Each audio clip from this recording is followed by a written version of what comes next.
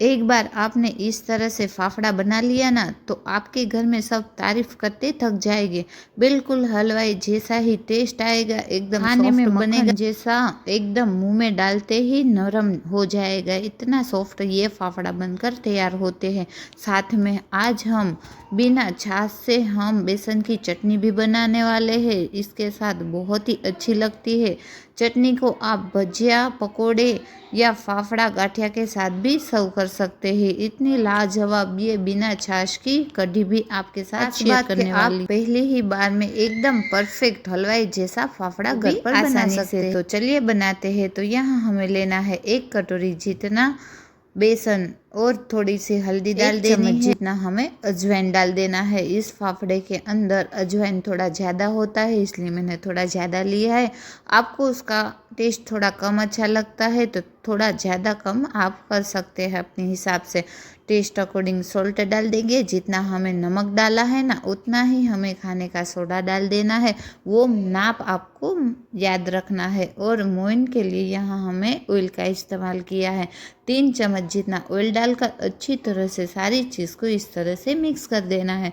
बाद में इसका आटा लगा देना है। जितना हमें रोटी का आटा रखते हैं ना, चपाती का आटा, वैसे ही हमें इसका आटा रख देना है, बांध लेना है। एकदम से सॉफ्ट रखना है। रोटी जितना नहीं रखना है उससे थोड़ा सॉफ्ट रखना है। अब इसको हम ढक कर आधे घंटे के लिए ऐसे ही छोड़ देंगे, जिससे हमारा जो आटा है एकदम से सेट हो जाएगा। तब तक हमें बना देना है कढ़ी, बेसन की कढ़ी, वो भी बिना छाछ के। तो यहाँ 1 कटोरी सेट कर देनी है। 1 कटोरी हमें लेना है बेसन, उसके सामने हमें लिया है 5 कटोरी पानी। वो माप आपको सही रखना है। यहाँ थोड़ी सी हल्दी डाल देनी है, टेस्ट अकॉर्डिंग सॉल्ट डाल देंगे और 1 नींबू का रस डाल देना है।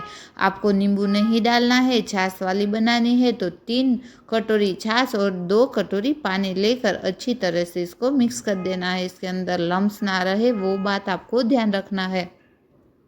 अब एक पैन के अंदर थोड़ा सा ऑयल डाल देंगे।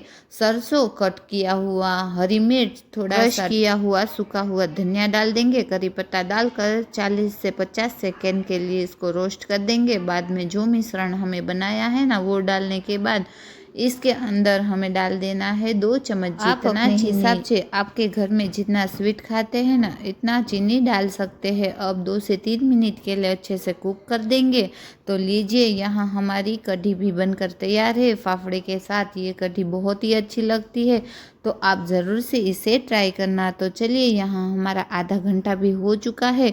हमारा आटा अच्छे से सेट भी हो चुका है। अब इसे हम 5 मिनट के लिए अच्छे से मसल देंगे, जिससे हमारा आटा एकदम से नरम हो जाएगा, जिससे हमारा फाफड़ा भी एकदम सॉफ्ट बनेगा। इसलिए 5 मिनट इसको मसलना बहुत ही ज़रूरी है। तो 5 मिनट मसलने के बाद हमें इसके लुए बना देने हैं। बाद में हम इस तरह से कर देंगे और परफेक्ट शेप के लिए यहाँ हम चप्पू से इस तरह से काट लेंगे, जिससे आसानी भी रहेगी और परफेक्ट माप भी रहेगा। इस तरह से हमें लुया कर देना है।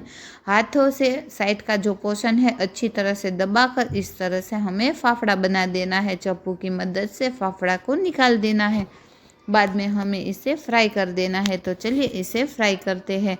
तो यहाँ आपको ध्यान रखना है ज़्यादा गरम ऑयल नहीं होना चाहिए। मीडियम गरम ऑयल में ही हमें फाफड़े को फ्राई कर देना है, जिससे हमारा फाफड़ा एकदम नरम बनेगा, खाने में एकदम क्रिस्पी लगेगा और मुंह में जाते ही पिघल जाएगा। इतना सॉफ्ट बनता है।